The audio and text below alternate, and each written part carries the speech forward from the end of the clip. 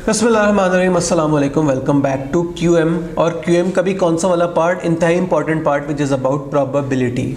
ले जी, हमारी second last जो है ग्रिड जो स्टार्ट हो गई है, जिसमें चैप्टर 11 और 12 आते हैं। अगर व्हाट्सएप ग्रुप्स की बात की जाए तो सबसे ज़्यादा सवाल जो आते हैं वो चैप्टर 5, 6 और 11, 12 के ही आते हैं। तो ये वाले जो दो चैप्टर्स हैं ज़रा अच्छे वाले रिवाइज कर लें ताकि जो है हमें ज़्यादा परेशानी पेपर्स में ना हो। तो लेट्स स्टार्ट चैप्टर 11। चैप्टर 11 का यूनिट 1 किसके बारे में? पॉसिबल आउटकम्स के बारे में। चूँकि हम रिविजन मोड में, इतना तो आपको याद ही होगा कि यूनिट 2 में जो हमने फॉर्मूला पढ़ना है प्रोबेबिलिटी का, वो क्या होता है वाला फॉर्मूला? आपके पसंद का outcome divided by total number of outcomes. तो टोटल नंबर ऑफ आउटकम्स सिर्फ आपने मेन फॉर्मूले के डिनोमिनेटर में जो चीज़ लिखनी है उसके ऊपर ही जो है बुक ने पूरा यूनिट लगा दिया। यानी कि सोचे कितनी कोई इंपॉर्टेंट वो चीज़ होगी। तो हम पॉसिबल आउटकम्स निकालने के बहुत सारे तरीके जो है वो पढ़ेंगे। Let's start. तो सबसे पहले आपके पास एक अदर ट्री डायग्राम जो है वो गिवन है। देखते हैं इसमें क्या गिवन है। कार्स जो थी, ओहो रेड के ऊपर रेड तो समझिए हमें नहीं आएगा, इसका कलर चेंज करते हैं। हमने कर दिया येलो। ले जी, एक बंदा गया शोरूम, उसने कहा यार गाड़ी दे दो मुझे। आगे सेल्समैन ने कहा कौन सी वाली, मैनुअल या हाइब्रिड? उसने कहा यार मैनुअल दिखा दो। आगे से फिर सेल्समैन ने कहा यार 1000 सीसी इंजन वाली दिखाऊं या 1800 सीसी इंजन वाली? उसने कहा ऐसा करो 1800 सीसी में दिखा दो। फिर आगे सेल्समैन ने कहा कि अच्छा बताएं आपको ग्रे वाली दिखाऊं या ब्लैक वाली? उसने कहा यार ब्लैक दिखा दो। उसने कौन सी कार परचेज की? जो कि मैनुअल थी, जो कि 1000 सीसी के इंजन वाली थी और जो कि थी ब्लैक। ये एक पॉसिबल आउटकम था उस बंदे का उस शोरूम में जाके गाड़ी सेलेक्ट करने का। इस तरह के और कितने कोई आउटकम्स आ सकते थे। फिलहाल अगर हमें कोई फॉर्मूला नहीं पता, हमें कोई चीज़ और नहीं पता, तो हम मैनुअली कैलकुलेट कर सकते थे। भाई मैनुअल हो, 1000 सीसी हो, ब्लैक हो, पहली आउटकम।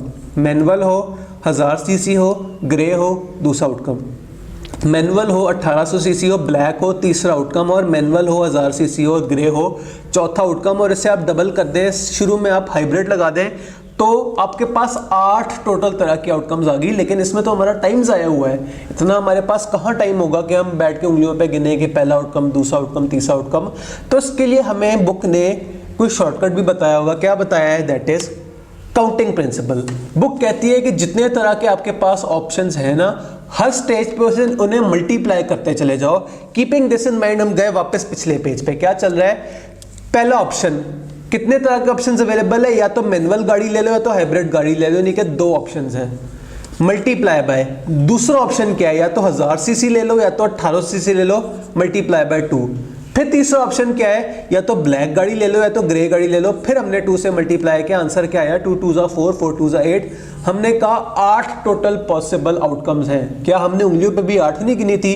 हाँ जी, उंगलियों पे भी हमने 8 गिनी थी। और ये उसका शॉर्टकट है कि जितने आपके पास ऑप्शंस अवेलेबल है उन्हें आप मल्टीप्लाई कर दें। आगे चलते हैं और सवाल देखते हैं।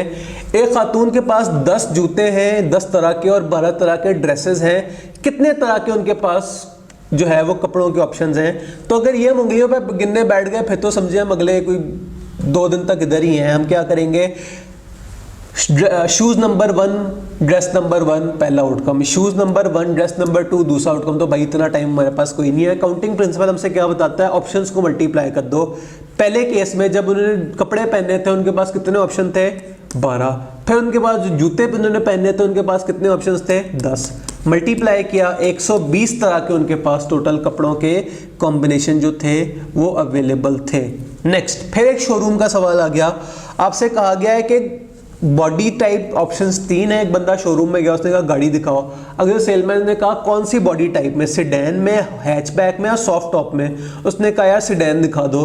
फिर आगे से सेल्समैन ने कहा 15 तरह के कलर्स है, बताओ कौन सा बताऊं?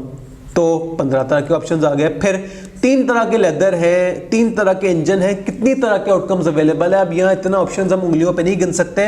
हम क्या करेंगे? 3 × 15 × 3 × 3। तो कितना ऑप्शन आएगा आपके पास? आंसर आएगा 405 तरह के जो है इस शोरूम में गाड़ियों के आउटकम्स जो है वो अवेलेबल हैं।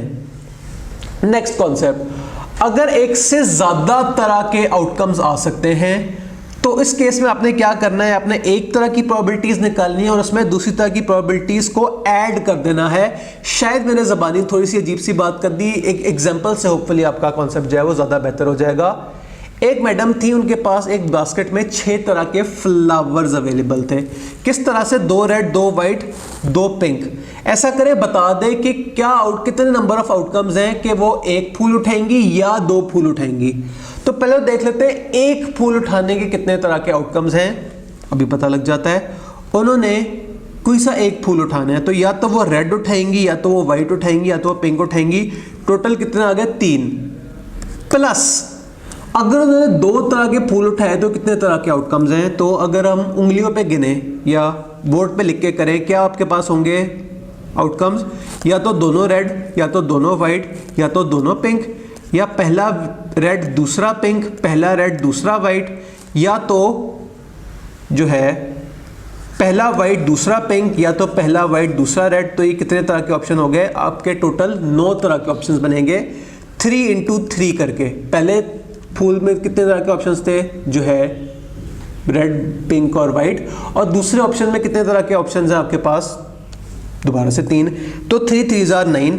आपके पास ये हो गए 1 फूल के आउटकम्स, ये आपके पास आ गए 2 फूल के आउटकम्स। आपने दोनों को ऐड किया तो आपके पास आएगा 12 तरह के आउटकम थे उन मैडम के पास। वो 1 फूल उठाए या 2 फूल उठाए। नेक्स्ट आपके पास जो है concept that is about permutation. वो क्या होती है? तो अगर आपको चीजों को किसी सीक्वेंस से अरेंज करना है जहां उनका ऑर्डर मैटर करता है, तो उसे हम कहते हैं परम्यूटेशन। परम्यूटेशन का आसान तरीन एग्जांपल है आपके पास ABC की, कि बुक ने कहा कि there are 6 ways of arranging 3 letters ABC।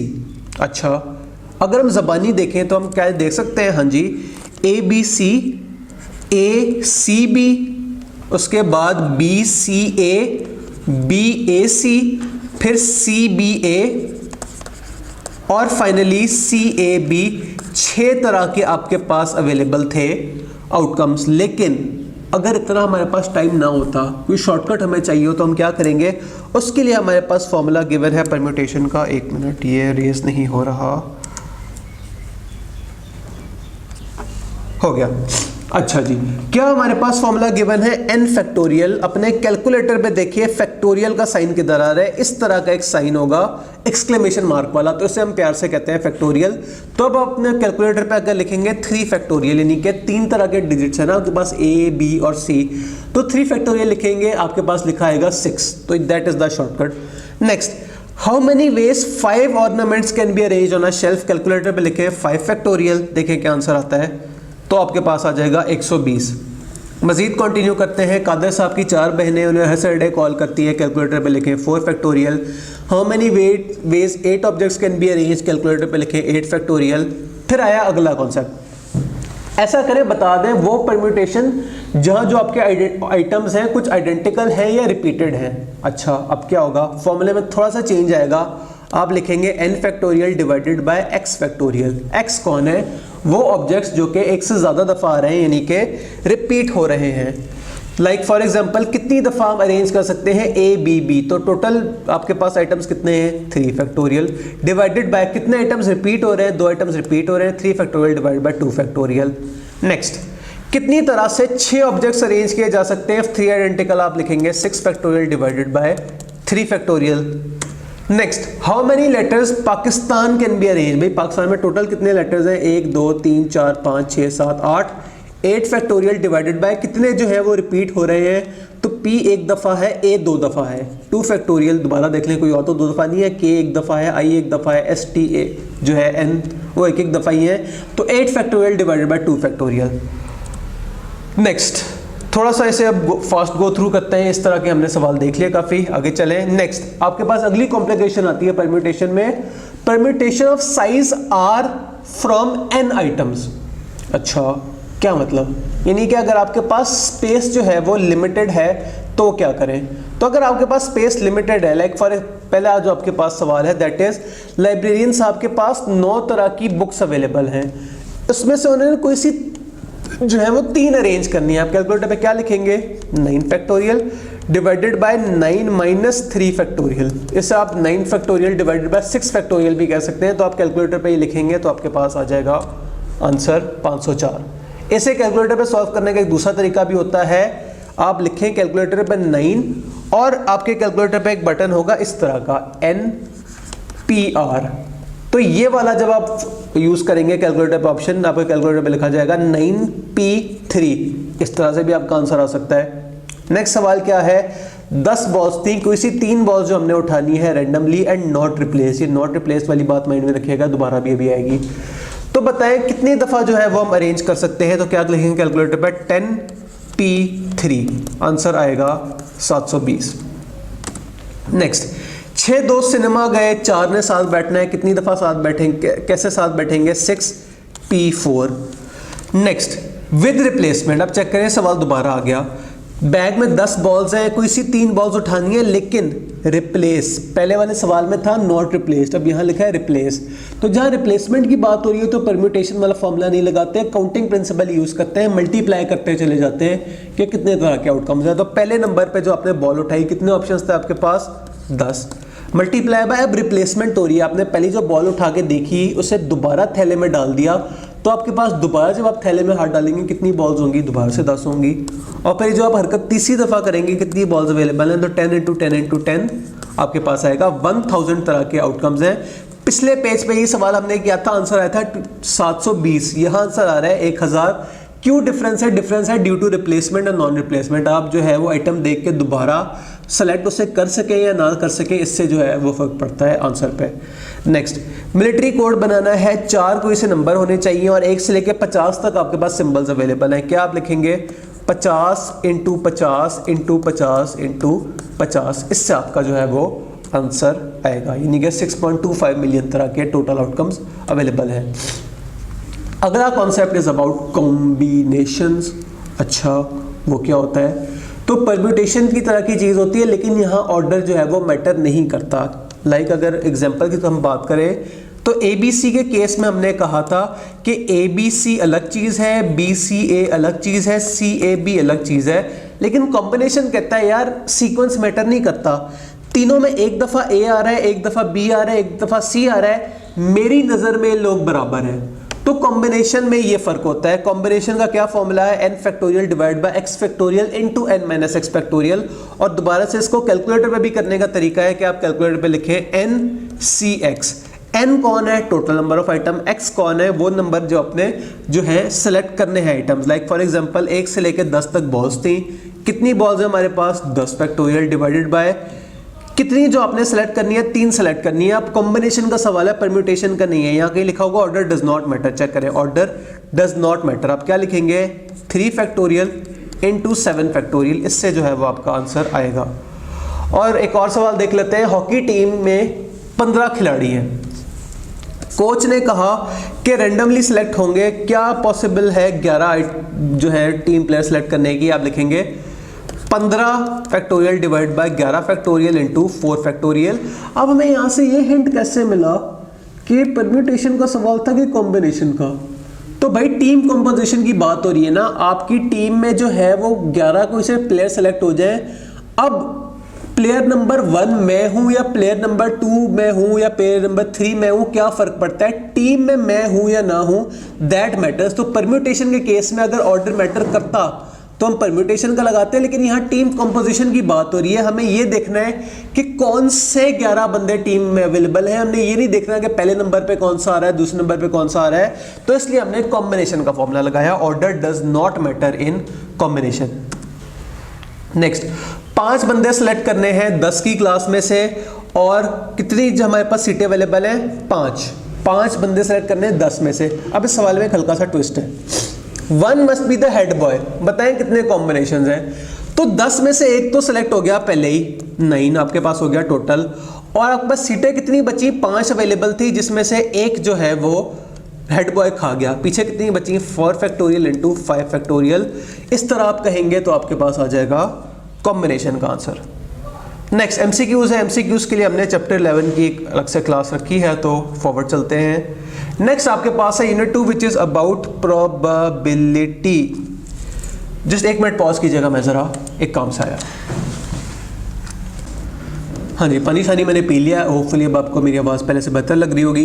तो प्रोबेबिलिटी, अभी इस चैप्टर के स्टार्ट में भी हमने कहा है कि प्रोबेबिलिटी का फॉर्मूले के डिनोमिनेटर के लिए हमने यूनिट 1 की बातें पढ़ी। अब हम फाइनली प्रोबेबिलिटी के मेन फॉर्मूले पे पहुंच गए। क्या होता है formula, total number of outcomes denominator में और न्यूमरेटर में आपके पसंद के आउटकम्स। लाइक फॉर एग्जांपल अगर हम टॉस की बात करें, कितने टोटल तरह के आउटकम्स है? 2, या तो हेड आएगा या तो टेल आएगा। लेकिन आपकी पसंद का आउटकम क्या है, आपको पता है कि आपको हेड चाहिए या टेल चाहिए, तो 1/2 आंसर आएगा। 50% यानी कि 50% चांस है, 50% हेड आने का चांस और 50% टेल आने का चांस।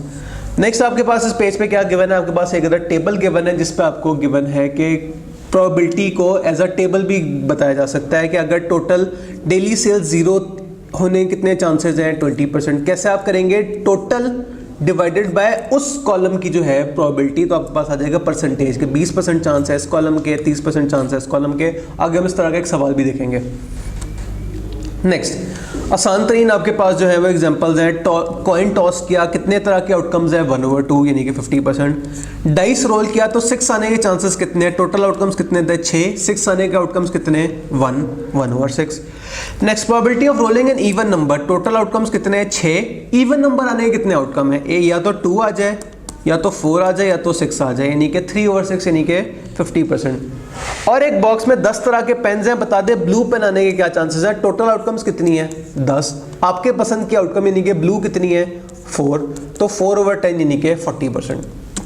आगे चलें, not picking a black pen यानी कि ब्लैक पेन के अलावा सारी जो है आउटकम्स। नेक्स्ट इंतहाई शदीद इंपॉर्टेंट टॉपिक, प्लीज जरा ध्यान से सुन लें। इस टॉपिक पे बहुत लोग जो है वो कंफ्यूज होते हैं। तो मैंने स्लाइड्स छोड़ दिया, मैं आपकी तरफ देख रहा हूँ। क्या टॉपिक की बात हो रही है, 2 तरह की जो हमें चीज़ें समझाई जा रही हैं, that is mutual non mutual और इंडिपेंडेंट और डिपेंडेंट। म्यूचुअल नॉन म्यूचुअल का क्या मतलब है, ऐसे इवेंट्स जो एक साथ अकर हो सकते हैं उन्हें हम कहते हैं नॉन म्यूचुअल एक्सक्लूसिव इवेंट्स, और ऐसे इवेंट्स जो एक साथ अकर नहीं हो सकते that is mutually exclusive events. ये मैं कैसी बातें कर रहा हूं, नहीं समझ आई कोई बात नहीं, एग्जांपल से कर लेते हैं। तो नॉन म्यूचुअली एक्सक्लूसिव इवेंट्स, क्या ऐसा हो सकता है कि मैं आज क्लास रिकॉर्ड कर रहा हूं और आज संडे है? हाँ जी, दोनों चीजें एक साथ अकर हो सकती हैं। क्या ऐसा हो सकता है कि मैं क्लास रिकॉर्ड कर रहा हूं और दोपहर का टाइम है? हाँ जी, ये दोनों चीजें एक साथ अकर हो सकती हैं, नॉन म्यूचुअल है। क्या ऐसा हो सकता है कि आज संडे भी है और आज दोपहर का टाइम भी हो? हाँ जी, ये दोनों चीजें एक साथ अकर हो सकती हैं। क्या ऐसा हो सकता है कि आज दोपहर का टाइम हो और रात के 9 बजे हो? नहीं, ये मैं क्या कह रहा हूं, ये दोनों इवेंट्स एक साथ अकर नहीं हो सकते, या तो दोपहर का टाइम होगा या तो रात के 9 बजे होंगे।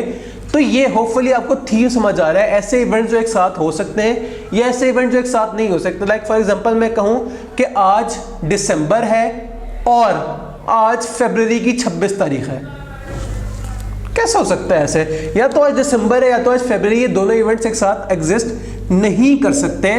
तो होपफुली आपको म्यूचुअल नॉन म्यूचुअल की जो है वो एग्जांपल जो है कुछ समझ आ रही होंगी। अगली बात, इंडिपेंडेंट नॉन इंडिपेंडेंट। अभी हम बात कर रहे थे कॉइन टॉस की, आपने एक दफा कॉइन टॉस किया, हेड आ गया, क्या ये पक्की बात है कि दोबारा आप टॉस करेंगे तो हेड आएगा? या क्या ये पक्की बात है आप दोबारा टॉस करेंगे तो हेड नहीं आएगा, पक्की बात है टेल आएगा? तो भाई नहीं, आप एक दफा टॉस करें या आप 1 करोड़ दफा टॉस करें, प्रोबेबिलिटी हमेशा 50-50% ही रहेगी। ऐसा नहीं हो सकता कि जो है वो एक दफा हेड आ गया तो दोबारा भी हेड आएगा, लगातार हमेशा हेड आएगा। जादू हो गया कि भाई एक दफा हेड आएगा तो हमेशा ही हेड आएगा, नहीं, इस तरह की कोई बात नहीं है। तो जो इवेंट्स जिनके एक इवेंट के हो जाने से दोबारा इवेंट के होने पे कोई असर ना पड़े उन्हें हम कहते हैं independent. On the other hand, एक ऐसा इवेंट जिसके हो जाने से दूसरे इवेंट के होने पे अफेक्ट पड़े उसे हम कहते हैं डिपेंडेंट। फॉर एग्जाम्पल, मैंने कहा कि मैं एक हफ्ते में कोई से 2 दिन जो है वो सिर्फ क्लास पढ़ाने आऊंगा, रोज रोज मैंने कोई नहीं आना। अब मैं मंडे वाले दिन आ गया, क्या इवेंट क्या था, मेरा क्लास में आना। मैंने क्या कंडीशन लगाई हुई थी, मैं हफ्ते में कोई से 2 दिन आऊंगा। तो पहले मेरे एक इवेंट नंबर 1 की प्रोबेबिलिटी क्या थी, 1/7 के मैं किसी एक दिन क्लास में आऊंगा। अब दोबारा उस एक दफा मेरे क्लास में आ जाने से बकाया दिनों में मैंने आ जाने की प्रोबेबिलिटी पे कोई असर पड़ा है? हाँ जी पड़ा है। पहले मैंने 2 दिन आना था, अब मैंने 1 दिन आना है। अब कैलकुलेशन चेंज हो जाएगी। अब रिमेनिंग प्रोबेबिलिटी है कि मैंने बकाया 6 दिनों में से 1 दिन आना है। तो अब मेरे इस एक इवेंट के हो जाने से बाकी सारे इवेंट्स के हो जाने पे असर पड़ेगा। शायद एग्जांपल थोड़ी कॉम्प्लिकेटेड हो गई, जरा फन एग्जांपल देखते हैं। तो लूडो खेलते हुए एक बंदे ने दूसरे बंदे को बददुआ दी कि भाई तुम्हारा ना 6 दोबारा कभी नहीं आएगा, और उसे बददुआ लग गई। अब उस बंदे का एक दफा 6 आया, दोबारा 6 आ ही नहीं रहा। तो एक इवेंट के हो जाने से दूसरे इवेंट के हो जाने पे अफेक्ट पड़ रहा है, तो दैट इज डिपेंडेंट इवेंट। अभी जबानी बातें कर रहे हैं, शायद थोड़ी सी क्लैरिटी रह गई हो। तो अभी जब हम आगे सवाल कुछ करेंगे उससे हमारी जो है मजीद कॉन्सेप्ट क्लियर होंगे। लेकिन होपफुली यहां तक इंडिपेंडेंट, नॉन इंडिपेंडेंट और म्यूचुअल नॉन म्यूचुअल का जो है फर्क वो आपके माइंड में आ रहा होगा, क्योंकि आगे हमने कुछ फॉर्मूलाज पढ़ने हैं जिसके लिए हमें बहुत क्लैरिटी से पता होना चाहिए कि म्यूचुअल नॉन म्यूचुअल क्या है और डिपेंडेंट डिपेंडेंट क्या है। अब मैं चाहूंगा कि मेरे सामने एक ब्लैंक स्क्रीन हो और मैं उस पर कुछ फॉर्मूलाज लिख दूं। मैं गया, कहां से आती है blank screen? Screen, black screen, अंधेरा। अब मैं लिखूंगा कुछ फॉर्मूलाज। आपके सामने जब सवाल आएंगे प्रोबेबिलिटी के, तो उसमें से कुछ सिचुएशंस ऐसी हो सकती हैं कि आपसे कहा जाए ऐसा करो, या तो ये वाला आउटकम हो या वो वाला आउटकम हो। इंग्लिश में लिखा होगा तो क्या लिखा होगा? आइदर दिस और दैट। तो अगर इस तरह का आपके सामने सवाल आता है तो आपके माइंड में आना चाहिए कि ये है यूनियन का सवाल या ये है और वाला सवाल। इसके केस में ये यूनियन वाले फॉर्मूलाज यूज होंगे। ऑन द अदर हैंड आपके सामने ऐसे भी सवाल आएंगे जिसमें लिखा होगा और, उर्दू वाला और, ये वाला इवेंट हो और वो वाला इवेंट भी इसके बाद हो। और का वर्ड आ सकता है, भी का वर्ड आ सकता है। इंग्लिश में क्या होगा? एंड। ओहो यार, तो स्क्रीन खुद ही हिल जाती है। कोई बात नहीं, हम दोबारा लिख लेते हैं। हम क्या कह रहे थे? हम बात कर रहे थे एंड की। दोबारा से इसे ऑन करते हैं। स्क्रीन में गए, ब्लैक स्क्रीन में गए। मैं क्या कह रहा था? इंग्लिश में लिखा हो एंड, या तो उर्दू में लिखा हो और, या भी। ये मतलब रट्टे नहीं लगाने, हम फिलहाल सिर्फ कॉन्सेप्ट की बात करें। आगे हमारा होपफुली इस तरह से हमें सिर्फ हिंट मिला करेगा कि कौन सा वाला सवाल है। तो वो किस चीज का सवाल है? वो इंटरसेक्शन का सवाल है। उसमें इंटरसेक्शन वाले फॉर्मूले यूज होंगे। बात आधी हुई। अब इंटरसेक्शन वाले सवाल कौन से हैं और यूनियन वाले सवाल कौन से, और हमने क्या कुछ करना है? तो यूनियन वाले सवाल 2 तरह के हो सकते हैं, म्यूचुअली एक्सक्लूसिव इवेंट्स के केस में और नॉन म्यूचुअली एक्सक्लूसिव इवेंट्स के केस में। होपफुली आपको अभी तक माइंड में याद होगा म्यूचुअल कौन है, नॉन म्यूचुअल कौन है। म्यूचुअली एक्सक्लूसिव इवेंट्स के केस में आपने फॉर्मूला यूज करना है probability of A plus probability of B. Simple, एक चीज के होने के इवेंट्स प्लस दूसरी चीज के होने के चांसेस। नॉन म्यूचुअली एक्सक्लूसिव के केस में आपने क्या करना है? कुछ तो डिफरेंस है फॉर्मूले में। Probability of A plus probability of B minus probability of A and B. ये ए एंड बी कहां से आया वो अभी आगे जाके देख लेते हैं। फिलहाल ये चीज आपने माइंड में रखनी है कि अगर यूनियन का सवाल हो और जो 2 इवेंट्स हैं आपस में नॉन म्यूचुअली एक्सक्लूसिव हो, तो आपने दोनों के एक साथ होने की प्रोबेबिलिटी को जरूर जरूर जरूर आपस में माइनस करना है, वरना सवाल गलत हो जाएगा। क्लियर? आगे चलें। इंटरसेक्शन के सवाल किस तरह के होते हैं? या तो इंडिपेंडेंट होंगे इवेंट्स आपस में। तो अगर इंडिपेंडेंट आपस में इवेंट्स हो तो फॉर्मूला क्या होगा? Probability of A multiply by probability of B, और इससे हम प्यार से कहते हैं probability of A and B, जो कि ये है। तो ये कैलकुलेट करके आप यहां यूज करेंगे अगर आपको सवाल में नहीं गिवन कि दोनों इवेंट्स के साथ होने की प्रोबेबिलिटी क्या है। चेक करें मेरे उर्दू वाले अल्फाज। ये वाला इवेंट भी हो और वो वाला इवेंट भी हो, तो सक्सेशन की बात होती है। उर्दू में और की बात होती है, भी की बात होती है। तो यहां आपने फॉर्मूला यूज करना है probability of A multiply by probability of B. Next आपके पास है अगर इवेंट जो आपस में है डिपेंडेंट है तो क्या होगा। तो डिपेंडेंट इवेंट्स के केस में आपका फॉर्मूला थोड़ा सा चेंज होगा। आप कहेंगे probability of A multiply by probability of B after A. Probability of B after A कैसे निकलेगी वो आपको जो है वो कैलकुलेट करना पड़ेगा। आगे जो इस तरह के सवाल आएंगे उसमें हम देख लेंगे। फिलहाल हम सिर्फ फॉर्मूलाज के डिफरेंसेस आपस में देख रहे हैं। इंटरसेक्शन का सवाल इंडिपेंडेंस के केस में ये देख चेक करें दोनों में मल्टीप्लाई आ रहा है, जबकि यूनियन के सवालों में दोनों में प्लस आ रहा था। एक और फॉर्मूला, इससे हम कहते हैं कॉम्प्लीमेंट। कॉम्प्लीमेंट का मतलब ये है कि आपके पसंद का इवेंट ना आने के चांसेस, फॉर्मूला इसका इंतहाई इजी है, 1 माइनस प्रोबेबिलिटी ऑफ ए। आपसे कोई कहे कि मेरा पसंद का इवेंट ना होने के क्या चांसेस हैं, तो आप पसंद का इवेंट होने के चांसेस निकालें और उसे 1 में से जब आप माइनस कर देंगे तो आपके पास आ जाएगा उस इवेंट के ना होने के चांसेस। तो ये होता है 5वां फॉर्मूला जो है कॉम्प्लीमेंट का। तो होपफुली ये 5 फॉर्मूले अगर हमें याद हो गए और हमने ये सीख लिया कि कौन सा फॉर्मूला कौन सी जगह पे यूज करना है, तो हमारा चैप्टर 11 का बहुत जो है हद तक काम हो जाएगा। अब वापस चलते हैं अपनी स्लाइड्स की तरफ। ये probability of A plus B वाले सारे फॉर्मूलाज आपको मैंने बड़ी स्क्रीन पे जो है वो दिखा दिए हैं येलो जो है रेड कलर से। अब आते हैं सवालों की तरफ। प्रोबेबिलिटी ऑफ 3 और 4 when a dice is rolled once. 3 और 4 क्या हिंट है, जरूर यूनियन का सवाल है। प्रोबेबिलिटी ऑफ ए है आपके पास 3 आने के चांसेस, प्रोबेबिलिटी ऑफ बी है आपके पास 4 आने के चांसेस, यानी कि 1/6 प्लस 1/6। नेक्स्ट, 2 डाइस रोल किए गए, क्या प्रोबेबिलिटी आएगी, 2 6 आएंगे। 2 6 का क्या मतलब है, पहला भी 6 हो दूसरा भी 6 हो। इंटरसेक्शन का सवाल है। इंडिपेंडेंट आपस में इवेंट्स के नॉन इंडिपेंडेंट है, इंडिपेंडेंट है, क्या लिखेंगे हम 1/6 multiply by 1/6।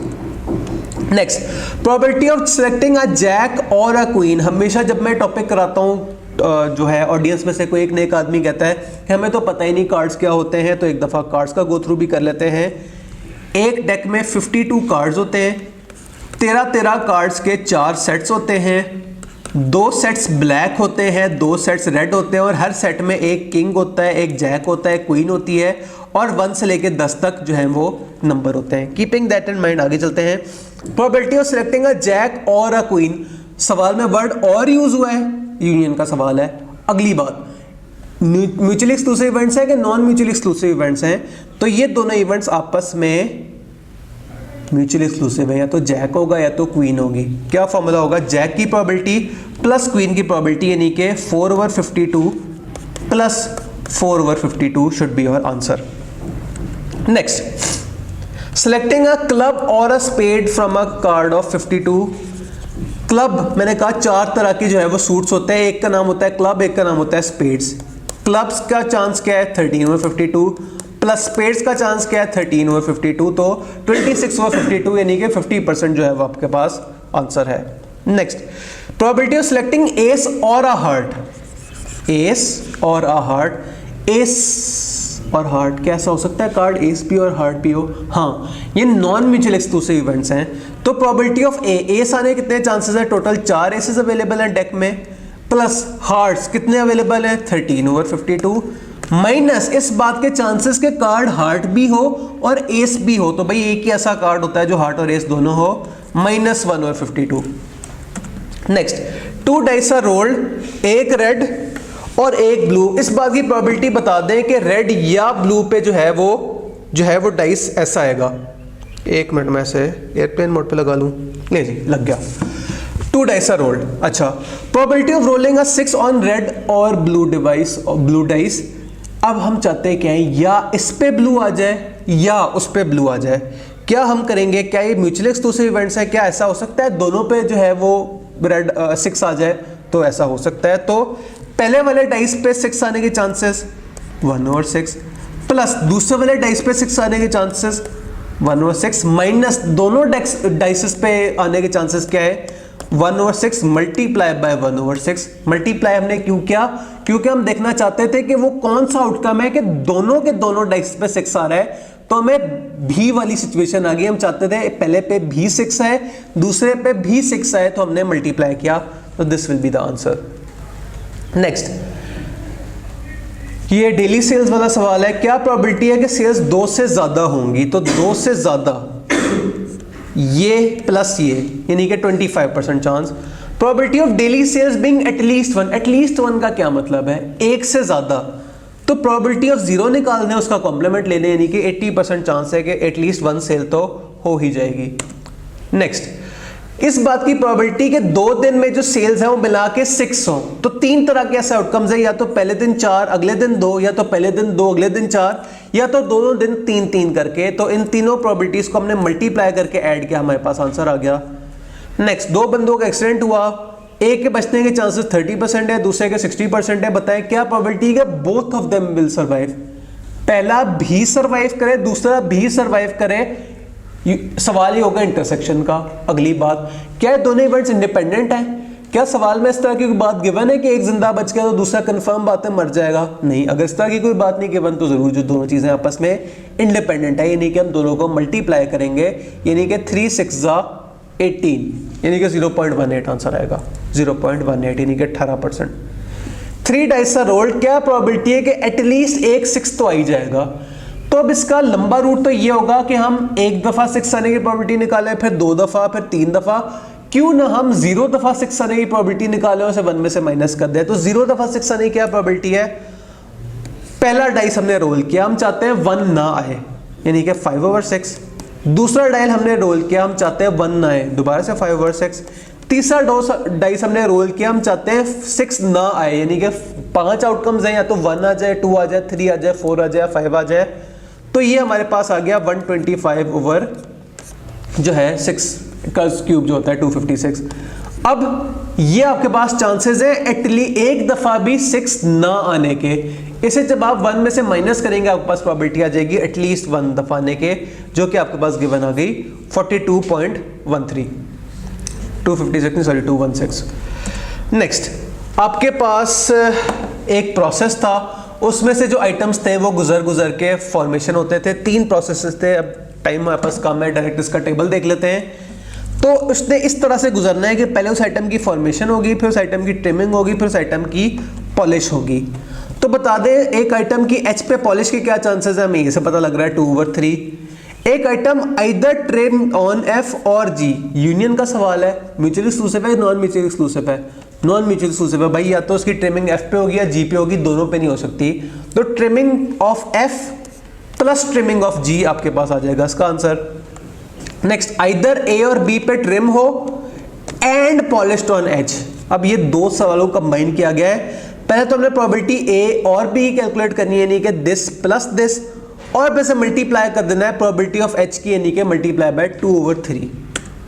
Next, probability that form on A and polished on I और formed on B and polished on H, इन दोनों को मल्टीप्लाई करें, इन दोनों की प्रोबेबिलिटीज को मल्टीप्लाई करें, उन्हें आपस में ऐड कर दें, तो आपके पास आंसर आ जाएगा। नेक्स्ट, आइटम इज जो है, यहां बीच में साइन क्यों गायब हो गया, यहां मल्टीप्लाई वाला साइन है। Probability that item is formed on A and और ट्रिम्ड ऑन एफ, और यूनियन का सवाल है, क्या दोनों चीजें आपस में म्यूचुअली एक्सक्लूसिव हैं? नहीं भाई, नॉन म्यूचुअल एक्सक्लूसिव इवेंट्स। ऐसा हो सकता है कि आइटम ए पे जो है वो फॉर्म भी हुआ हो और ट्रिम ऑन एफ भी किया गया हो, तो हमने probability of A plus probability of B minus probability of A and B जो है वो माइनस करनी है, तो आपके पास फिर सही आंसर आएगा। नेक्स्ट, कुछ लोग थे वो लिफ्ट में घुसे, क्या उससे फायदा हुआ? बिल्डिंग के 6 फ्लोर्स हैं, ग्राउंड फ्लोर से लेके 1 से लेके 5th फ्लोर तक जाने के। तो बताएं किस चीज की क्या प्रोबेबिलिटी है, देख लेते हैं। Probability that A will require 3, 4 और 5, ऐड कर ले प्रोबेबिलिटीज फ्लोर नंबर 3 की, फ्लोर नंबर 4 की और फ्लोर नंबर 5 की, आपके पास ऐड करके आंसर आ जाएगा। Next, probability that neither A B nor C require floor 1, इस बात की क्या प्रोबेबिलिटी है कि ए जो है वो फ्लोर 1 पे नहीं जाएगा? तो अगर उसके फ्लोर 1 पे जाने के चांसेस 10% है, तो फ्लोर 1 पे ना जाने के क्या चांसेस होंगे? 90%। हम चाहते हैं ना ए फ्लोर 1 पे जाए, ना बी फ्लोर 1 पे जाए, ना सी फ्लोर 1 पे पाए जाए। हम तीनों को मल्टीप्लाई करेंगे, आपके पास आंसर आ जाएगा। Next, probability that A and be require the same floor. क्या मतलब, आपके पास अब एक टेबल बनाना पड़ेगा, या तो ए और बी दोनों भाई फ्लोर 1 पे होंगे, या तो दोनों फ्लोर 2 पे, या तो दोनों फ्लोर 3 पे, या तो दोनों फ्लोर 4 पे, या तो दोनों फ्लोर 5 पे। इस बात की प्रोबेबिलिटी कैसे कैलकुलेट होगी कि दोनों फ्लोर 1 पे पाए जा रहे हैं? 0.1 मल्टीप्लाई बाय 0.1, ए के फ्लोर 1 पे होने के चांसेस मल्टीप्लाई बाय बी के भी फ्लोर पे 1 होने के चांसेस। इसी तरह 0.2 multiply by 0.2, 0.2 multiply by 0.2, 0.3 multiply by 0.3 और 0.2 मल्टीप्लाई बाय 0.2। तो इस तरह से आपका आंसर आएगा। टेबल होपफुली यहाँ ऑलरेडी बना होगा। 22% चांस है कि दोनों सेम फ्लोर पे पाए जा रहे होंगे। Next, probability that A and be require different floors. क्या मतलब, या तो ए फ्लोर 1 पे हो, बी फ्लोर 1 के अलावा कहीं भी पाया जा रहा हो, और या तो बी फ्लोर 1 पे हो, ए कहीं भी पाया जा रहा हो, और इस तरह की 5 और जो है वो कॉम्बिनेशन भी बन सकते हैं। तो इसका शॉर्टकट क्या होगा? इसका शॉर्टकट ये होगा कि हम दोनों भाइयों के सेम फ्लोर पे आने की प्रोबेबिलिटी निकाल लें और उसे 1 में से माइनस कर लें, तो आपके पास प्रोबेबिलिटी निकलेगी कि दोनों सेम फ्लोर पे पाए नहीं जा रहे। तो अपने सिंपली पिछले जो है कैलकुलेशन की थी उसका कॉम्प्लीमेंट ले लेना है। Next, probability that only one of A B and C require floor 2। क्या मतलब, या तो ए फ्लोर 2 पे पाया जा रहा हो बाकी दोनों ना हो, या तो बी फ्लोर 2 पे पाया जा रहा है बाकी दोनों ना हो, या तो सी फ्लोर 2 पे पाया जा रहा है बाकी दोनों ना हो। फ्लोर 2 पे आने के क्या चांसेस है? 20%, यानी कि 20, 0.2, 0.2 और बाकी दोनों के ना होने के चांसेस क्या है? 0.8 into 0.8, 0.8 into 0.2 into 0.8, 0.8 into 0.8 into 0.2। इन सारों को कैलकुलेट करें, मल्टीप्लाई करें और इन्हें ऐड कर लें, देखें क्या आंसर आता है। That will be the answer कि एक बंदा इनमें से फ्लोर 2 पे पाया जाए और बाकी जो है वो फ्लोर 2 पे पाए ना जाए। नेक्स्ट, इस बात की प्रोबेबिलिटी कि ए साहब बी साहब से 3 फ्लोर्स आगे जाएंगे कैसे निकलेगी? कितने तरह के ऐसे आउटकम्स है 3 फ्लोर आगे, या तो ए जो है वो फ्लोर नंबर 1 पे हो तो बी किधर हो? फ्लोर 4 पे, या तो ए जो है वो फ्लोर नंबर 2 पे हो, बी जो हो फ्लोर नंबर 5 पे हो। तो कैलकुलेट कर लेते हैं। ए के फ्लोर 1 पे जाने की क्या प्रोबेबिलिटी थी? 0.1। फ्लोर 4 पे जाने की क्या प्रोबेबिलिटी थी? देख लेते हैं, 0.3। 0.1 इंटू 0.3 प्लस दूसरी आपके पास क्या आउटकम है? ए जो है फ्लोर 2 पे होगा और बी जो है वो फ्लोर 5 पे होगा, यानी कि 0.2 इंटू 0.2। इन दोनों को मल्टीप्लाई करें और फिर ऐड कर दें, जो आपके पास आंसर आता है that will be the right answer. यानी कि सिर्फ 7% चांस है कि ए जहां भी पाया जा रहा होगा बी उससे 3 फ्लोर्स आगे होगा। मैं क्या ऑपोजिट दिया है? बी जहां भी पाया जा रहा होगा ए उससे 3 फ्लोर्स आगे होगा। लेकिन कैलकुलेशन तो दोनों जो है सूरत हाल में सेम रहेगी। आगे चलें। कंडीशनल प्रोबेबिलिटी, ये वो बात है कि अगर इंटरसेक्शन का सवाल हो एंड जो है वो इवेंट्स आपस में डिपेंडेंट हो। फॉर एग्जांपल 9 पेन्स थे, 5 ब्लू और 4 वाइट। क्या प्रोबेबिलिटी है कि 2 वाइट पेन्स लगातार आएंगे, सक्सेशन में आएंगे if none of the pens are replaced? Not replace का क्या मतलब है? आपने कोई एक पेन उठाया और वो पेन दोबारा नहीं रखा वापस, आपने वो पेन उठा के अपनी जेब में डाल दिया, पीछे 9 पेन नहीं बचे, पीछे 8 पेन बचे, तो क्या कैलकुलेशन पे हमारा असर पड़ेगा? पहला व्हाइट पेन आने के क्या चांसेस है? टोटल आपके पास आउटकम्स थे 9 और व्हाइट पेन्स थे 4। अब आपने एक उठा के जेब में रख लिया, पीछे कितने पेन बचे? 8। और एक आपने व्हाइट पेन उठा के जब जेब में डाला, पीछे व्हाइट पेन कितने बचे? 3। तो इस तरह से आपने निकलेगी कंडीशनल प्रोबेबिलिटी का आंसर। अगला सवाल भी देख लें। A person is dealt 2 cards from a pack. क्या प्रोबेबिलिटी है कि दोनों एसेस हैं? तो पहले एस आने की क्या प्रोबेबिलिटी है? 4/52 मल्टीप्लाई बाय दूसरा एस आने की क्या प्रोबेबिलिटी है? टोटल कार्ड्स कितने रह गए? 51 और टोटल डेक में एसेस कितने रह गए? सिर्फ 3। तो 12/51 into 52 that will be your answer, यानी कि सिर्फ 0.45%। नेक्स्ट, एक बॉक्स में 4 ब्लू, 2 रेड, 3 ब्लैक और 1 ग्रीन पेन था। इस बात की क्या प्रोबेबिलिटी है कि दोनों पेन्स ब्लू होंगे? रिप्लेसमेंट के केस में भी बता दें और नॉन रिप्लेसमेंट के केस में भी बता दें, कोई मसला नहीं, बता देते हैं। तो रिप्लेसमेंट के केस में टोटल पेन कितने हैं? 4, 2, 6, 6, 3, 9, 1, 10। हमें कौन सा वाला पेन चाहिए? ब्लू। ब्लू कितने हैं? 4। यानी कि 4/10 ओवर 4/10 यानी कि 16/100 यानी कि 16% चांस है कि जो दोनों पेन है वो ब्लू होंगे। तो था रिप्लेसमेंट के केस में।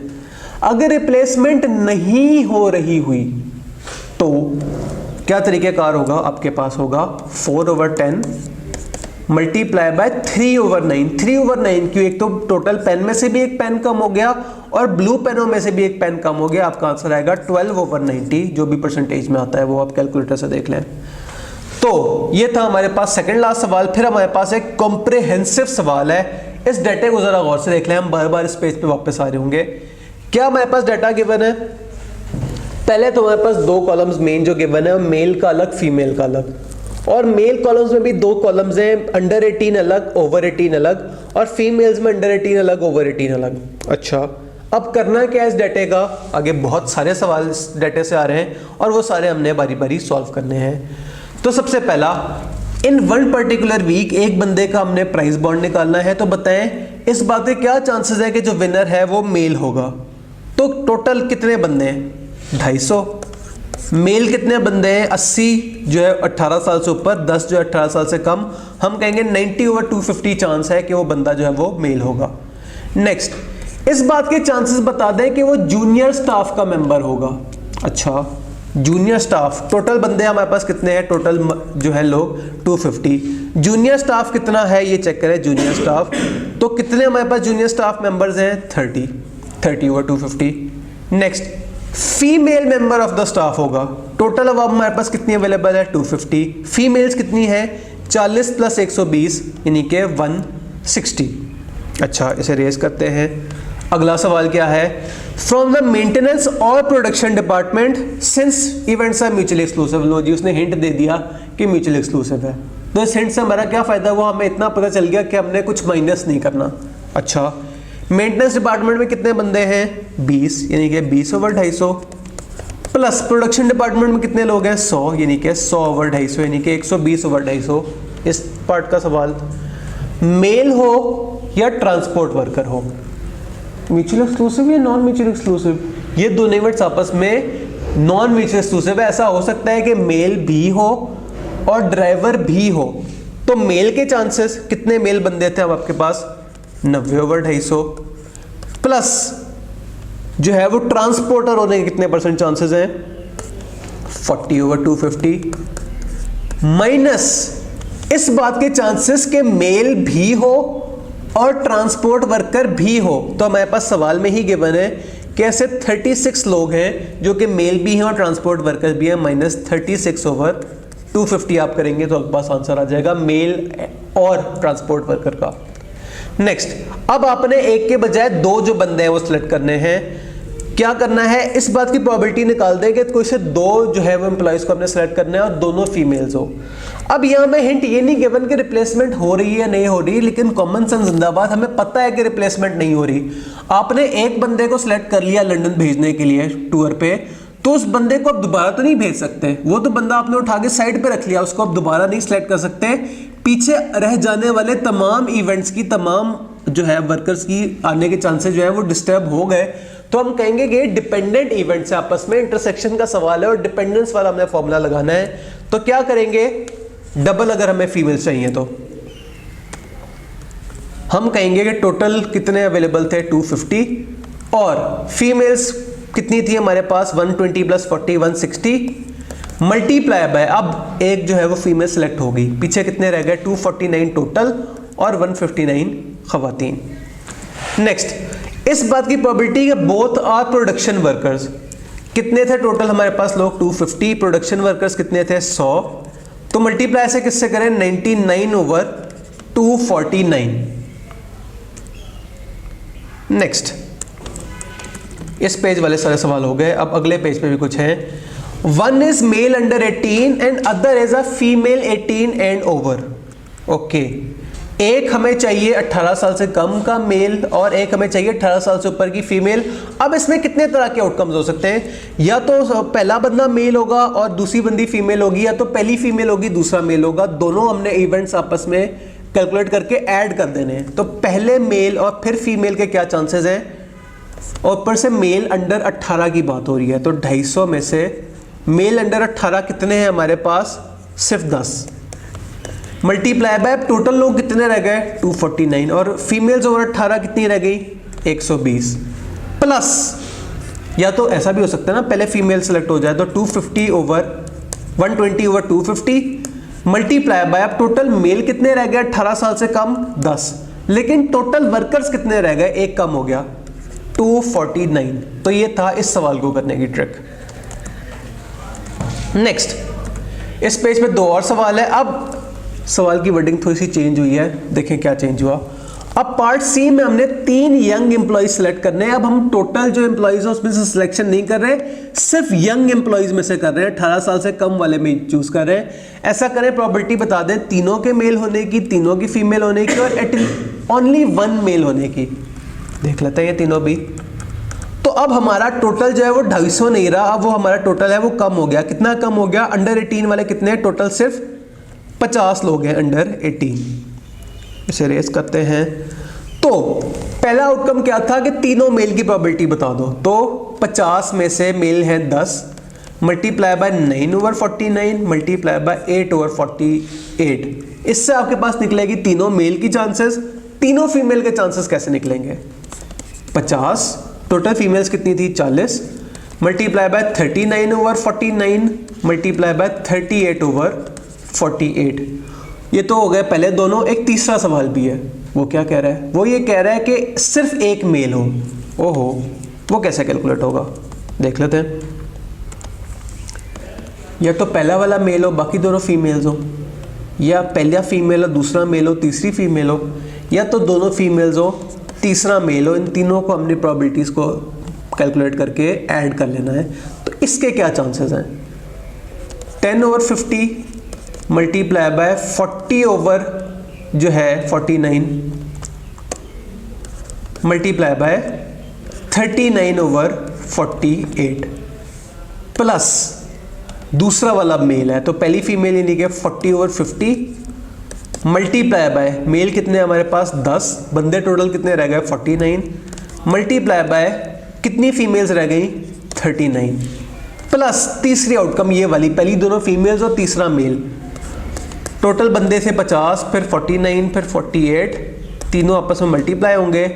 पहला बंदा कौन था? फीमेल थी यानी कि हम लिखेंगे आप 40, दूसरी भी फीमेल है यानी कि 39 और मेल हमारे पास कितने हैं 10। ये तीनों कैलकुलेट करें उन्हें आपस में आप ऐड कर देंगे तो आपको बस प्रोबेबिलिटी निकलेगी कि ओनली 1 मेल के क्या चांसेस हैं। तो ये था हमारा एक कॉम्प्रिहेंसिव सवाल जिसमें हमारा म्यूचुअल नॉन म्यूचुअल भी टेस्ट हो गया, इंडिपेंडेंट नॉन डिपेंडेंट भी टेस्ट हो गया। तो अगर आपने इसकी प्रैक्टिस अच्छी कर ली है ना तो फिर समझे आपको चैप्टर 11 काफ़ी हद तक आ गया, कोई 80-90% आ गया है। अब आखिरी टॉपिक जो है वो चैप्टर का देख लेते हैं, दैट इज इस तरह की जो प्रोबेबिलिटीज वगैरह है इन्हें रिप्रेजेंट करने का तरीका। तो आपके पास एक सवाल है और इस सवाल को 3 डिफरेंट ग्राफिकल तरीकों से जो है वो रिप्रेजेंट किया गया है। अच्छा, पहले हम खुद करके देखते हैं फिर देखते हैं कि आगे जो है वो ग्राफ जो तीनों तरह के हैं वो उसे किस तरह रिप्रेजेंट कर रहे हैं। क्या डाटा गिवन है हमारे पास? लार्ज बैच ऑफ आइटम होता है, उसमें एक्स प्रोसेस होता है, उसमें वाई प्रोसेस होता है। There are twice as many items from X as from Y. अच्छा, यानी कि जो एक्स वाला है उसमें ज़्यादा यूनिट्स बनते हैं एज कम्पेयर टू वाई। जो एक्स में आइटम्स होते हैं वो 9% ख़राब होते हैं, जबकि वाई के जो आइटम्स होते हैं वो 12% ख़राब होते हैं। दो हमसे चीज़ें पूछी गई, ऐसा करो बता दो कि कितने परसेंट जो प्रोपोर्शन है वो डिफेक्टिव आइटम्स होते हैं एक बैच में, और ऐसा करो बता दो कि डिफेक्टिव्स में से इस बात के कितने चांसेस हैं कि वो वाई से बना होगा। अच्छा, एक बैच में आइटम कितने होते हैं सवाल ने तो हमें बताया कोई नहीं। अब हमें मजबूरन अज्यूम करना पड़ेगा। वैसे भी परसेंटेजेस की बातें हो रही है ना, तो परसेंटेजेस का मतलब है कि हम कुछ भी अज्यूम कर लें, हमारा जो आंसर है वो तकरीबन ठीक ही आ जाएगा। अब मैं एन अज्यूम कर लेता हूँ, क्या अज्यूम करूँ? 600 आपके टोटल आइटम्स थे। अब मैं चूंकि ग्राफिकल रिप्रेजेंटेशन पढ़ रहे हैं, हम खुद कुछ हल्का सा ग्राफ बनाने की कोशिश करते हैं। 600 आइटम्स थे, 600 आइटम्स में से कितने आइटम्स एक्स से बनेंगे और कितने आइटम्स वाई से बनेंगे? सवाल है, मैं हिंट ये दिया है, there are twice as many items from X as compare to Y. तो ऐसा क्या कॉम्बिनेशन हो कि उनका सम भी जो है वो 600 बने और जो एक्स है वो वाई से डबल भी हो? तो ज़बानी हमें पता लग रहा है कि अगर 200 आइटम्स वाई से बने और 400 आइटम्स x से बने तो ये शर्त पूरी हो जाती है। 200 + 400 600 और 200 का डबल 400। अच्छा, आधी बात। अगली बात, उसने कहा है कि जो 9% आइटम्स है ना x के, वो डिफेक्टिव है। अच्छा, 400 का 9% क्या होता है? 400 × 0.09 यानी कि 36 आइटम्स जो है वो डिफेक्टिव हैं। तो अगर 36 आइटम्स डिफेक्टिव है तो बाकी कितने आइटम्स जो है वो ठीक होंगे? 364 आइटम्स जो है वो जो x से बने वो ठीक हैं, जो 36 है वो ख़राब है। इसी तरह इस 200 का भी कुछ ब्रेकअप होगा। सवाल ने क्या बताया? y से ना बनने वाले 12% आइटम्स ख़राब हैं। 200 का 12% क्या होता है? 2, ये तो हमने 112% निकाल दिया। 200 का 12% होता है 24। तो अगर 24 आइटम्स जो हैं वो ठीक हैं तो कितने को आइटम ख़राब होंगे? सॉरी, उल्टा बोल गया। अगर 24 आइटम्स ख़राब हैं तो कितने को आइटम जो हैं वो ठीक होंगे? तो 176 आइटम जो हैं वो ठीक होंगे। अब पार्ट ए क्या कह रहा है? Calculate proportion of defective item, total batch में कितने को आइटम ख़राब हैं? तो 36 + 24 कितना होता है? 60। तो 60/600। पार्ट ए का आंसर आया कि टोटल बैच के 10% जो आइटम्स हैं वो ख़राब हैं। अगली बात, पार्ट बी, अगर आइटम रैंडमली जो है वो उठाया जा रहा है बैच से और पता लगा कि वो आइटम डिफेक्टिव है, तो इस बात की क्या प्रोबेबिलिटी है, इस बात के क्या चांसेस है कि वो y से आया होगा? तो भाई टोटल ख़राब आइटम कितने हैं? 60। उसमें से y से कितने हैं ये हमें पता लगा 24। तो 24 / 60 क्या होता है? 24 / 60 होता है 40%। यानी कि हमने कैलकुलेशन की 10% और 40%। अब देखते हैं बुक किस किस तरीके से रिप्रेजेंट कर रही है। 3 तरीकों से। Method 1, contingency table. बुक ने कहा कि हमारे पास नंबर ऑफ आइटम्स नहीं है, कितने थे बैच में, कोई बात नहीं, हमने परसेंटेजेस कैलकुलेट कर ली कि टोटल अगर 100% आइटम्स थे एक बैच में, उसमें से 6% ऐसे होंगे जो कि x में से होंगे और ख़राब होंगे, जबकि जो है 4% ऐसे आइटम्स होंगे जो y से बनेंगे और ख़राब होंगे। 61% आइटम्स ऐसे हैं जो कि x से बनेंगे ठीक होंगे, और 29% आइटम्स टोटल 100% में से ऐसे हैं जो y से बनेंगे और वो ठीक होंगे। इस बात की प्रोबेबिलिटी कि दोनों खराब की प्रोबेबिलिटी 6% + 4% 10%। हमने भी 10% और 40% निकाला था ना। हाँ जी, तरीक़ेकार हमारा सेम है, ये बस उससे डिफरेंट तरीक़ों से रिप्रेजेंट किया जा रहा है। आंसर 10% और 40%। दूसरा तरीका है, आप कोई सा बैच साइज अज्यूम कर लें और फिर उसके ऊपर ये जो है वैल्यूज़ लगा दें। तो यहाँ उसने 300 अज्यूम किया था, मैंने जान के 600 अज्यूम किया ताकि हम इससे मिलता जुलता ही हमारा आंसर है।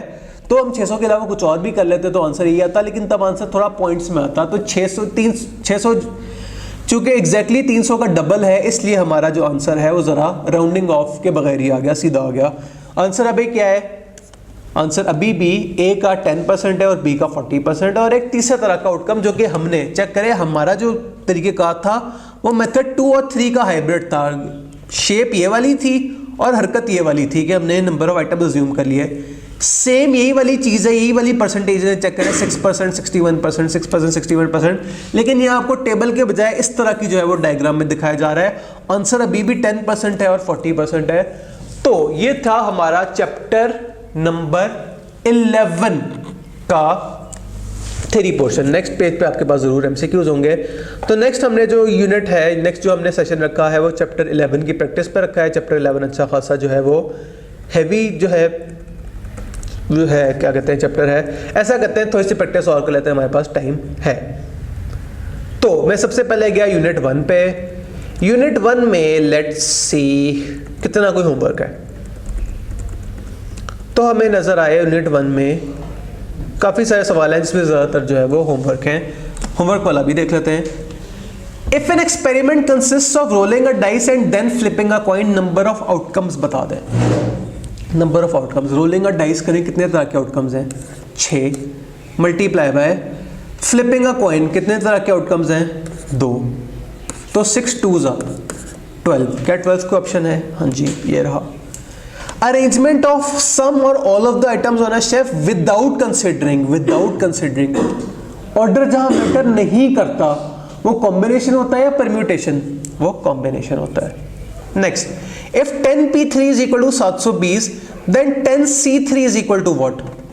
वैल्यूज पुट करके देख लेते हैं। 10p3 का मतलब क्या है? 10 factorial divided by 3 factorial into 7 factorial. Is equal to 720। तो अगर ये 720 के बराबर है तो 10 कॉम्बिनेशन सी किसके बराबर होगा? आप लिखें सीधा सीधा 10C3, इसमें तो हमें कोई इक्वेशन बनाने की जरूरत भी नहीं पड़ी, आंसर आया 120। Next, if np2 is equal to 20 then value of n। ये आए ना मजे का सवाल। अब यहां हमें कुछ कैलकुलेशन करनी पड़ेगी। np2 का मतलब क्या है?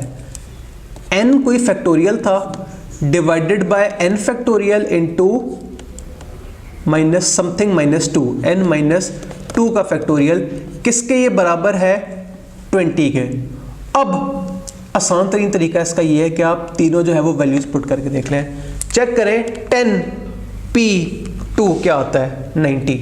हमें क्या चाहिए? 20। ऑप्शन ए नहीं हो सकता, बी ट्राई करें। 5p2 क्या ऑप्शन आता है? 20। चेक करें, तुक्का हमारा सेकंड वाले लग गया। तो इससे कहीं ज्यादा इजी ऑप्शन था कि आप तीनों जो ऑप्शंस हैं वो बारी बारी चेक कर लें। नेक्स्ट, 4 कॉइन्स साइमल्टेनियसली टॉस किए गए। ऐसा करें वो वाला आउटकम बता दें कि एटलीस्ट 1 हेड आएगा। तो एटलीस्ट 1 हेड, 15 ऐसे आउटकम। एक मिनट, ये तो मैंने ज़बानी बात कर दी, मुझे कैसे पता लगा टोटल आउटकम्स कितने हैं? पहले तो हम ये पता लगाते हैं टोटल आउटकम्स कितने हैं। तो कितने कॉइन टॉस किए? 2। पहले टॉस में कितने तरह के आउटकम्स थे? 2। दूसरे टॉस में कितने? तीसरे टॉस में कितने? चौथे टॉस में कितने? 2 होता है 16 टोटल आउटकम्स थे। उसमें से एक आउटकम ऐसा था कि चारों जो है वो टेल्स आ गई, यानी कि 1/16। बकाया सारे आउटकम्स में एटलीस्ट एक दफा तो हेड आएगा ना। तो 15 वो है कि एटलीस्ट एक दफा तो हेड आई आए। नेक्स्ट, 4 कॉइन्स साइमल्टेनियसली टॉस किए गए। ऐसा करें वो आउटकम्स बता दें कि एटलीस्ट 2 टेल्स आएंगी, एटलीस्ट 2 टेल्स। अब यहां एक हमें हल्का सा टेबल बनाना पड़ेगा।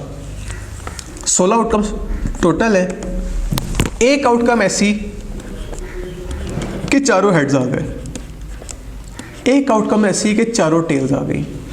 फिर आगे क्या होगा?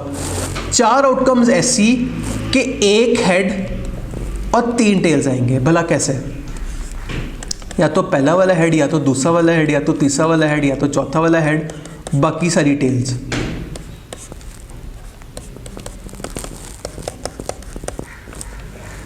तो जो है कॉन्सेप्ट होपफुली समझ आया होगा।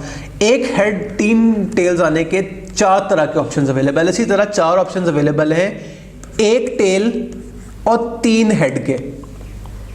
पीछे कितना बचा? 4 4 8 और 10, 16 ऐसे आउटकम्स हैं कि 2 हेड्स और 2 टेल्स आएंगी। अब सवाल हमसे चाहता क्या है? At least 2 tails. तो किस किस ऑप्शन में एटलीस्ट 2 टेल्स आ रही हैं? यहां एटलीस्ट 2 टेल्स हैं, हाँ जी है 1।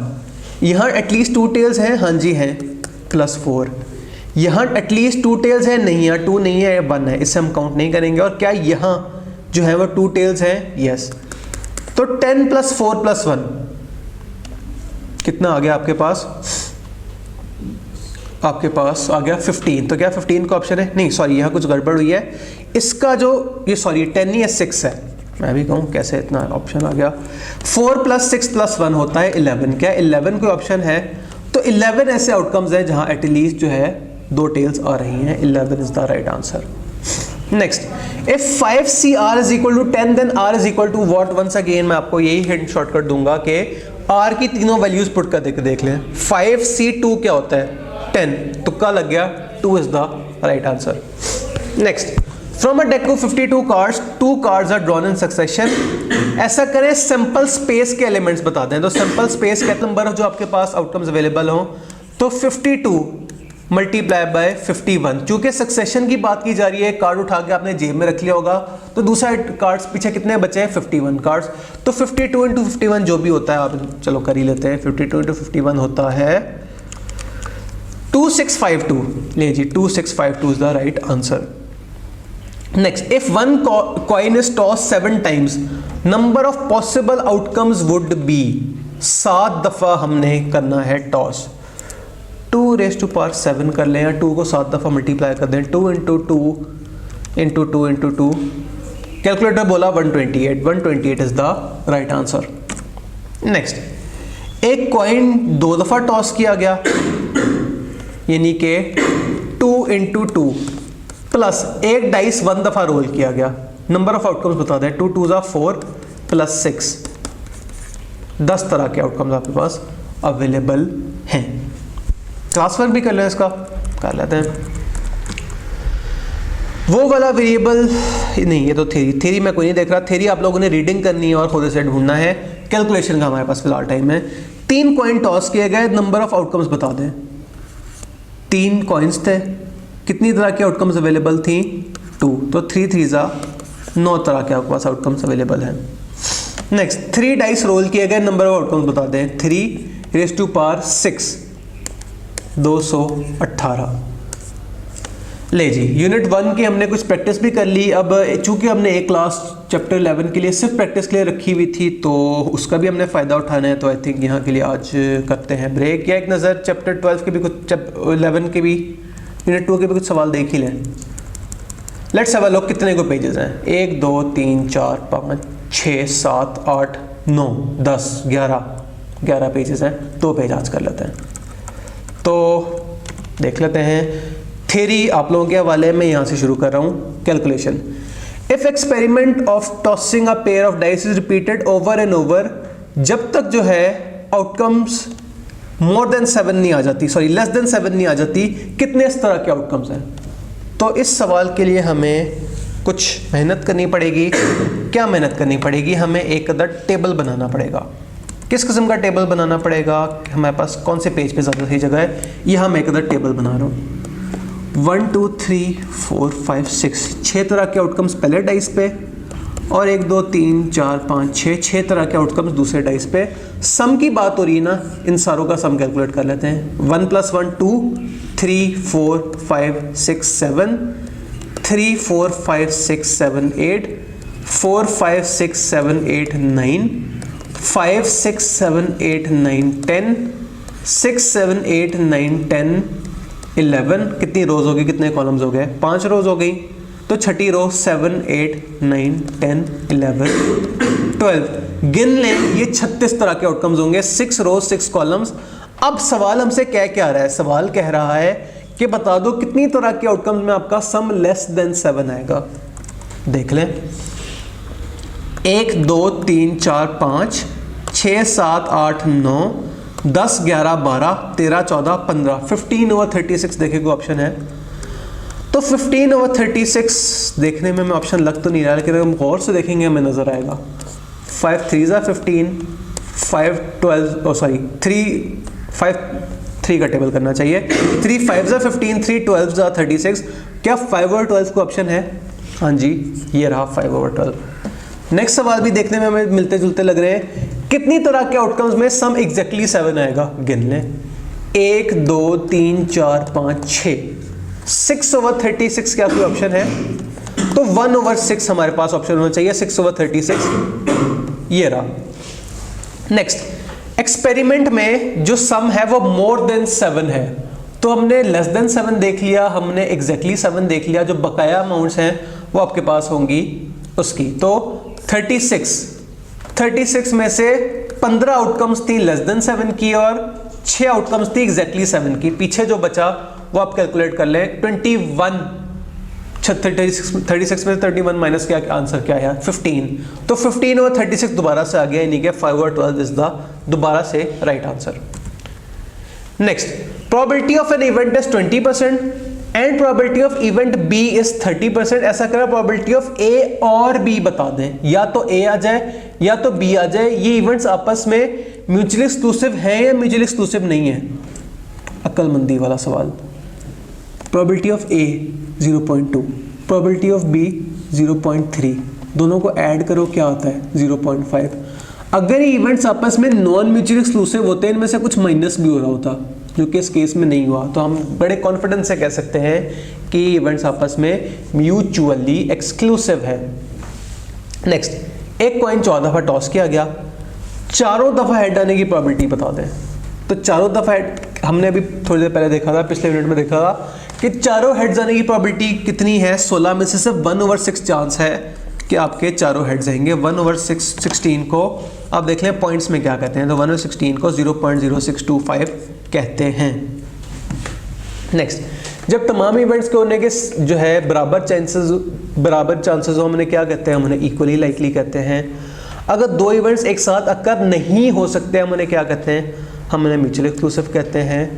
अगर प्रोबेबिलिटी ऑफ इवेंट अकर होने की 1% है तो कौन सी बात सच्ची है, event is unlikely to occur, हाँ मतलब सही कह रहा है कि तकरीबन कम चांसेस हैं उस चीज़ के होने के। Event is expected to occur about 10% of the time, बिल्कुल भी नहीं, 1% लिखा है, 10% थोड़ी लिखा है, ऑप्शन बी नहीं हो सकता।